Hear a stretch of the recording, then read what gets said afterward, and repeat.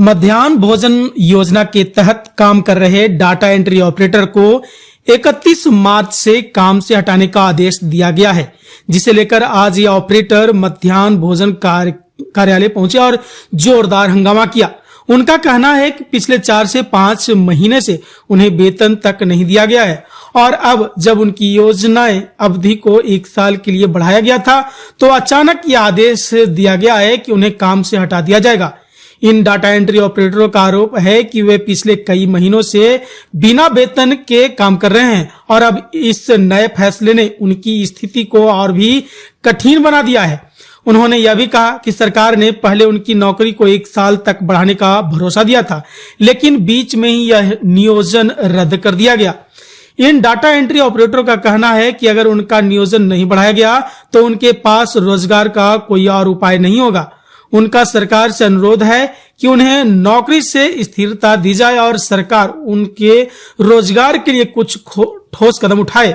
हम लोग data entry operator प्रखंड साधन सेवी मध्याह्न भोजन योजना के कर्मचारी हैं और हम लोग का सर बहाली हुआ था 2023 में डाटा एंट्री ऑपरेटर मध्याह्न भोजन योजना के यहाँ निर्देशालय के द्वारा दक्षता लेकर यहाँ सर हम लोग का कंप्यूटर टाइपिंग टेस्ट भी हुआ था, जिसका मिनिमम आहार था 30 वर्ड प्रति मिनट देना था।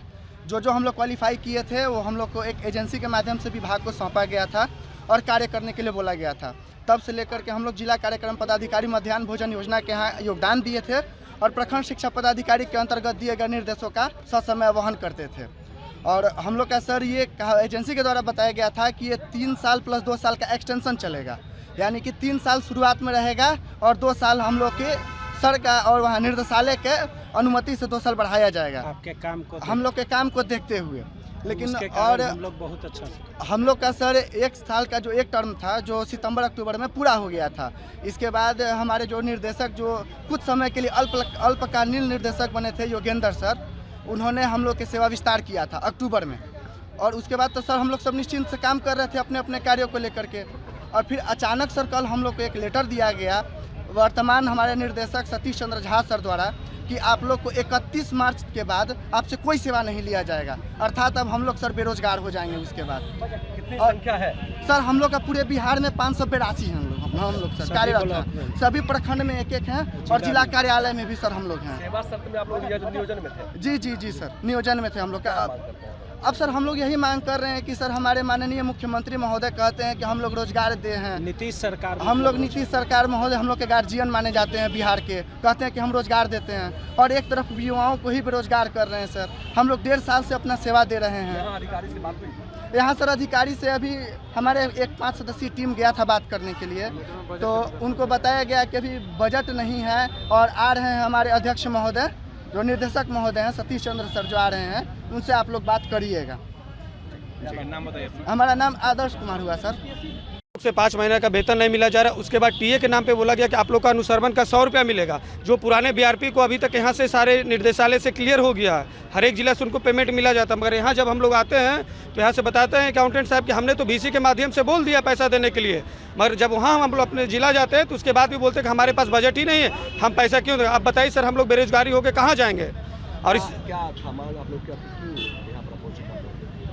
किस विभाग से है?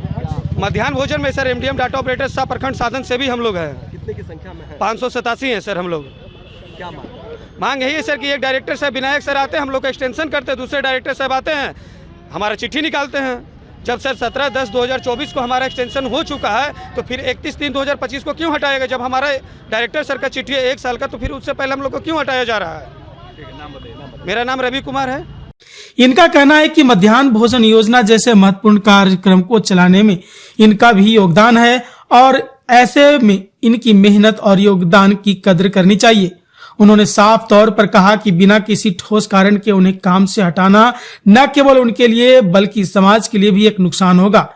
इनका मुख्य मुद्दा यह है कि सरकार को उनकी नियोजन स्थिति के बारे में स्पष्टता देनी चाहिए ताकि वे अपनी आजीविका सुरक्षित कर सके। अब देखना यह है कि क्या सरकार इस मामले में एक ठोस कदम उठाती है या फिर इन ऑपरेटरों को इस अचानक बदलाव से जूझना पड़ेगा। गया से जितेंद्र कुमार की रिपोर्ट।